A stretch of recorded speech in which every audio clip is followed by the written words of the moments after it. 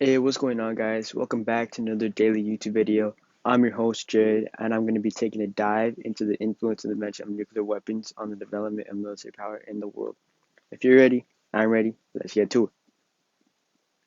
Table of contents. Now, prior before we start, number one and number two is just going to be the background information. Number one, pre-bomb. Tensions of World War II and Albert Einstein. Number two, making of the bomb. The Manhattan Project and J. Robert Oppenheimer. Number three, uses of the bombings of Japan in the cities of Hiroshima and Nagasaki. Number four, the Cold War and the arms race, intentions and the influence of the making of nuclear bombs. Pre-bomb, tensions of World War II. Initially, the development of the atomic bomb was just to put a quick stop of World War II, and they feared that Nazi Germany might be up to no good in terms of creating an atomic bomb just like this one, which is not historically proven, but it just shows what it possibly might have looked like if they did make it. Albert Einstein. Albert Einstein, as we come to know and heard of, he was a brilliant physicist and he played an important role in the development of nuclear weapons, even though he wasn't directly involved in making them in the first place. Einstein wrote a letter to President Roosevelt in 1939, as shown right here, warning him about the potential military applications of nuclear fission. This letter helped to kickstart the Manhattan Project, which we'll get into in the next slide. Now, while Einstein didn't work on the project itself, his scientific work and advocacy helped to lay the groundwork for the development of the bomb. Now, after the bombings of Hiroshima and Nagasaki, Einstein expressed terrible regret over his involvement, and he is famously quoted as saying, "If I had known that the Germans would not succeed in constructing an atomic bomb, I never would have lifted a finger." And that just shows his terrible regret overall. Making of the bomb, the Manhattan Project, and J. Robert Oppenheimer. So, what is the Manhattan Project? The Manhattan Project was a top secret research and development project during World War II that aimed to develop nuclear weapons. And so, J. Robert Oppenheimer, the father of the atomic bomb, led his scientific research and efforts of the project. He was instrumental in bringing together a team of brilliant scientists, engineers, and technicians to work on the project, and he oversaw the development of the first atomic bomb. The project was a massive undertaking that involved thousands of people and billions of dollars in funding. Oppenheimer's leadership and scientific expertise were critical to the project's success, and he is widely regarded as one of the most important figures in the history of nuclear weapons. Now, while the atomic bombs that were developed during the Manhattan Project helped to bring an end to World War II, they also changed the course of history. The development of nuclear weapons had also a profound impact on international relations. Right here, you can see a photo of the father of the atomic bomb, J. Robert Oppenheimer. The usage of the bombs.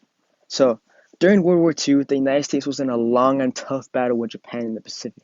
The Japanese military was super stubborn and refused to surrender in all circumstances.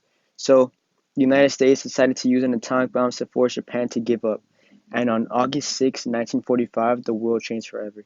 The United States dropped an atomic bomb called Little Boy on the city of Hiroshima. And literally 3 days later, before Japan even had a chance to surrender or say anything, on August 9th, 1945, they dropped another one called Fat Man on the city of Nagasaki. The bombings led to Japan's unconditional surrendering, which ended the war with the United States. And the bombings caused widespread destruction and loss of life and remain controversial to this day. On this photo, on the top left, you can see the mushroom clouds of Hiroshima and Nagasaki. The top right, you can see U.S. General Douglas MacArthur with Japan Emperor Hirohito. And right here, you can see a little boy. He's a survivor who survived the terrible bombs. And you can see him carrying his little sibling on his back. This is super powerful photo, which I really wanted to implement into my presentation, and that's why it's here. And right here on the bottom left, you can see quantitative data of the deaths. And so let's look into it. By the end of 1945, there was 140,000 deaths. And in Nagasaki, by the end of 1945, there was 70,000 deaths. And right here, where it sees like the little like less, between 1946 and 1985, there were 61,990, and in between 1946 and 1985 in Nagasaki, there was 23,966.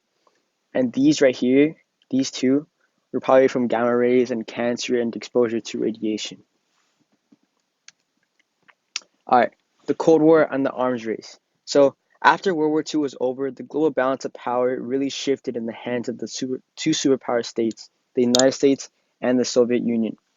And so the use of atomic bombs by the United States signaled to the Soviet Union that the United States was willing to use its military might to achieve its goals, which made the Soviet Union feel threatened and led to an arms race between the two countries. This arms race, along with other factors, eventually led to the Cold War. So during the Cold War, the United States and Soviet Union engaged in an arms race to develop and stockpile nuclear weapons. This competition led to a massive buildup of nuclear arsenals on both sides and increased the risk of nuclear war, and it had a profound impact on international relations. So, the Cuban Missile Crisis, what was it? The Cuban Missile Crisis was in Cuba, which proposed a significant threat to the United States. The United States responded by imposing a naval blockade of Cuba and demanding that the Soviet Union remove the missiles. The situation quickly escalated, and for several tense days, the world was on brink of nuclear war, the first nuclear war ever. The brink of nuclear war, which is really crazy because we could have really been badly hurt by these nuclear bombs, which is just crazy to think about. But ultimately, the crisis was resolved when the Soviet Union agreed to remove the missiles in exchange for a promise that the United States was not to invade Cuba and to immediately remove U.S. missiles from Turkey, which they implemented due to the Soviet Union putting missiles in Cuba. And so the Cuban Missile Crisis highlighted the danger of nuclear weapons and the absolute need for diplomacy and communication to prevent nuclear war in the future. On the top right, you can see the orange race, how it kept on going back and forth. And yeah, that's just kind of like how I see it. And you see President John F. Kennedy and Nikita Khrushchev. So that kind of just wraps everything up. I'm glad that I was able to do this project on the development of nuclear weapons in the development of the world, which was really nice to get like more into and trying to talk to you guys about it. So that wraps everything up. Thank you for your time and peace out.